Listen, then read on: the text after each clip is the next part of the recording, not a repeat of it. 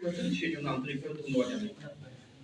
প্রথমে আমরা বিশেষ ধন্যবাদ জানাই গতকাল বিএনপি চেয়ারম্যান জনাব তারেক রহমানের সফরে খুলনা ও যশোরের বিপুল সংখ্যক নেতা, কর্মী, সমর্থক, ভোটার এবং উক্ত এলাকার সাধারণ মানুষকে যারা তার কর্মসূচিতে অংশ নিয়ে ধানের শীষের পক্ষে ঐতিহাসিক গণজোয়ার সৃষ্টি করেছে। আমাদের নেতা জনাব তারেক রহমান আগামীকাল তার নির্বাচনী সফরের অংশ হিসাবে বরিশাল ও ফরিদপুরে যাচ্ছেন।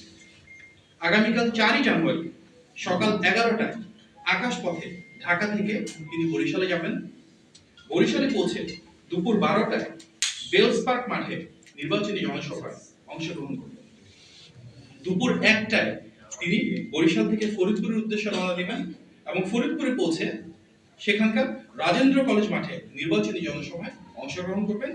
তারপর আবার আকাশপথে ঢাকায় ফেরত আসবেন। আমরা গভীর উদ্বেগের সঙ্গে প্রিয় সাংবাদিক ভাই বোনেরা লক্ষ্য করছি যে গত এক সপ্তাহে আমাদের নেতা বিএনপি চেয়ারম্যান জনাব তারেক রহমানকে লক্ষ্য করে 29টি ভুয়া ও বিভ্রান্তিকর তথ্য ছড়ানো হচ্ছে, যার সুস্পষ্ট প্রমাণ বিভিন্ন ফ্যাক্ট চেকিং প্ল্যাটফর্মে প্রতিবেদন উঠে এসেছে। বিভিন্ন মিডিয়াতে আমরা দেখতে পাচ্ছি একের পর এক অপপ্রচার, অপতথ্য। আমরা আরো দেখতে পাচ্ছি একটি দলের রাজনৈতিক যে কর্মকাণ্ড এবং তাদের যে নেতাকর্মী, ওনার অনেকেই ফ্যাসিবাদী আমলে তৈরি মিথ্যা পুরাতন বয়ান আবার সামনে ছড়িয়ে দেওয়ার জন্য নিজেরা দায়িত্ব গ্রহণ করেছে এবং একই ভাষায়, একই কায়দায়, একই ধরনের স্লোগান দিয়ে জনমনে বিভ্রান্তির সৃষ্টি করছেন, অশালীনভাবে আক্রমণ করছেন। এটি স্পষ্ট বিএনপির ক্রমবর্ধমান গণজোয়ার ও জনসমর্থনের মুখে তারা ক্রমশ জনবিচ্ছিন্ন হয়ে পড়ছে বলে সুস্থ ধারা রাজনৈতিক প্রতিযোগিতার পথে ব্যক্তিগত আক্রমণ এবং অপতথ্য ছড়ানোর নোংরা কৌশল বেছে নিয়েছে। উপস্থিত সাংবাদিক ভাই বোনেরা, ত্রয়োদশ জাতীয় সংসদ নির্বাচন ও গণভোট উপলক্ষে নির্বাচনী কাজে বাংলাদেশ ন্যাশনাল ক্যাডেট কোর অর্থাৎ বিএনসিসির ক্যাডারদের মোতায়েন করার একটি সিদ্ধান্ত আমরা দেখেছি, যাতে আমরা উদ্বিগ্ন।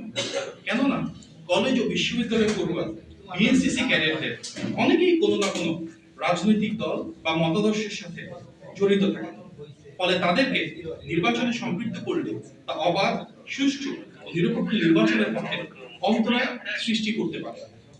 এ বিষয়ে আমরা ইতিমধ্যেই নির্বাচন কমিশনে চিঠির মাধ্যমে বিএনসিসির ক্যাডারদেরকে মোতায়েন না করবার জন্য বিশেষভাবে অনুরোধ করেছি।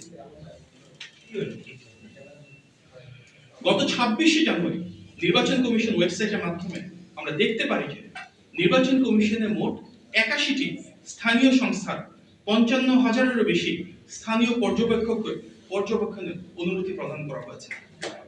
আমরা উদ্বেগের সাথে লক্ষ্য করেছি যে তার মাঝে কেবলমাত্র 16টি সংস্থা থেকে 34,000-এরও বেশি পর্যবেক্ষক রয়েছেন। কয়েকটি সংস্থার নেতৃত্ব পর্যায়ে একটি বিশেষ রাজনৈতিক দলের সদস্যরা রয়েছেন, যেটি অনাকাঙ্ক্ষিত। নির্বাচনের দিন কোনো অসৎ উদ্দেশ্যে এদের একটি অংশকে ব্যবহার করা হতে পারে বলে আমরা আশঙ্কা প্রকাশ করছি।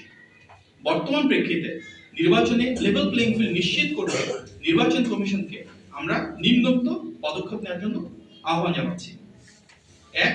পর্যবেক্ষকদের সম্পূর্ণ তালিকা সরকারের বিভিন্ন সংস্থার মাধ্যমে যাচাই বাছাই করে রাজনৈতিক ও প্রার্থী সংশ্লিষ্ট ব্যক্তিদের তালিকা থেকে বাদ দেওয়া। যেসব সংস্থা নির্বাচনে পর্যবেক্ষণের অভিজ্ঞতা কম, তাদেরকে নির্বাচন পর্যবেক্ষক সংখ্যা কমিয়ে আনা। 2. কোনো কেন্দ্রে একসাথে যাতে 2 জনের অধিক স্থানীয় পর্যবেক্ষক প্রবেশ করতে না পারে সে ব্যাপারে নির্দেশনা জারি করা। প্রিয় সাংবাদিক ভাই ও বোনেরা, বিএনপি শুরু থেকেই রাষ্ট্র সংস্কারের পক্ষে সুস্পষ্ট, সুনির্দিষ্ট অবস্থান গ্রহণ করেছে। 2016 সালে বিএনপি সর্বপ্রথম জাতির সামনে উপস্থাপন করে ভিশন 2030, যেটি দেশনেত্রী বেগম খালেদা জিয়া একটি বৃহত্তর জাতীয় ঐক্য প্রতিষ্ঠার মাধ্যমে আমাদের সামনে উপস্থাপন করেছিলেন। 2022 সালে ঘোষণা করা হয় 27 দফা, যেটি বিএনপির তৎকালীন ভারপ্রাপ্ত চেয়ারম্যান জনাব তারেক রহমান ঘোষণা করেছিলেন, এবং 2023 সালে যুগপৎ আন্দোলনের শরীক প্রতিটি রাজনৈতিক দলকে একটি প্ল্যাটফর্মে এনে ঐতিহাসিক 31 দফা উপস্থাপন করেন জনাব তারেক রহমান। দ্বিকক্ষ বিশিষ্ট সংসদ ব্যবস্থা প্রবর্তনের প্রস্তাব সবার আগে কিন্তু বিএনপি জাতির সামনে উপস্থাপন করেছিল সেই 2016 সালে। একইভাবে একজন ব্যক্তি যেন একই পদে দীর্ঘদিন ক্ষমতায় থাকতে না পারেন সে লক্ষ্যে প্রধানমন্ত্রীর মেয়াদ সীমিত করার প্রস্তাব সবার আগে বিএনপি দিয়েছিল। 2014 সালে আমাদের নেতা জনাব তারেক রহমান মেধাভিত্তিক নিয়োগ ব্যবস্থাকে উৎসাহিত করতে কোটা ব্যবস্থা সংস্কারের মাধ্যমে 5% ভিতর নিয়ে আসার কথা বলেছিলেন। এই ধারাবাহিকতার অংশ হিসেবেই বিএনপি আগামী জাতীয় নির্বাচনে রাষ্ট্র সংস্কারের পক্ষে গণভোটে হ্যাঁ পক্ষে দৃঢ়ভাবে অবস্থান নিয়েছে, জনগণের সাথে সম্পৃক্ততা গড়ে তুলছে এবং ইতিমধ্যেই দলের শীর্ষ নেতৃবৃন্দ বারবার এই বিষয়ে ঘোষণা দিয়েছেন।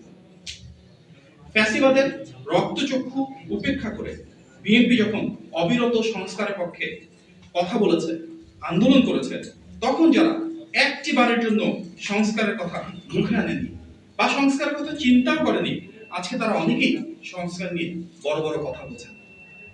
সংস্কারের জনক, ধারক ও বাহক ঐতিহাসিকভাবে বিএনপি, আর সেই দলটিকে নিয়েই আমরা দেখছি তথাকথিত নব্য সংস্কারবাদীরা বিভ্রান্তি ও অপপ্রচার চালাচ্ছেন, যা বিস্ময়কর।